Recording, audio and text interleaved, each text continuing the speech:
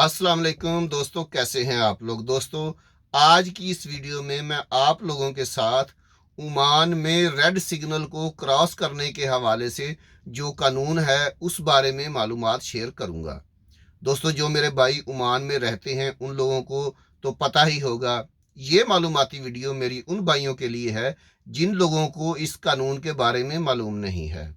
तो दोस्तों, ओमान में अगर कोई गाड़ी रेड सिग्नल क्रॉस कर लेती है, दोस्तों मेरे पास चूंकि बड़ी गाड़ी है, बड़ी गाड़ी का लाइसेंस है, तो मैं बड़ी गाड़ी के हवाले से ही आपको मालूमात दूंगा।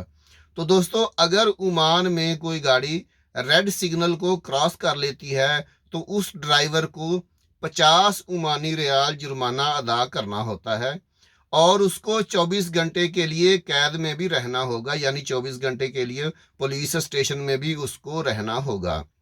दोस्तों, आप मेरे भाई जिन लोगों को मालूम नहीं है वो ये सोच रहे होंगे कि गाड़ी तो भाग जाएगी रेड सिग्नल क्रॉस करके, तो जेल में कैसे जाना होगा और जुर्माना कैसे अदा करना होगा। तो दोस्तों, मैं आपको बता दूं कि ओमान के हर सिग्नल पे कैमराज लगे हुए हैं।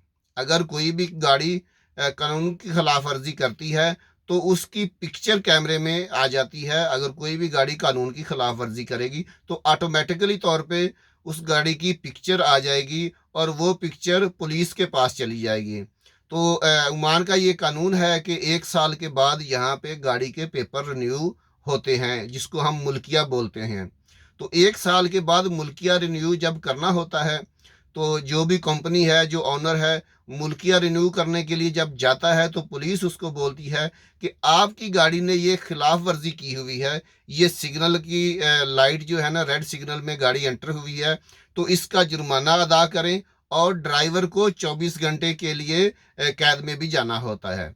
तो इस तरह से दोस्तों, जितनी देर तक वो ड्राइवर कैद में नहीं जाता और जुर्माना पे नहीं करता, उतनी देर तक उस गाड़ी के पेपर रिन्यू नहीं होते हैं।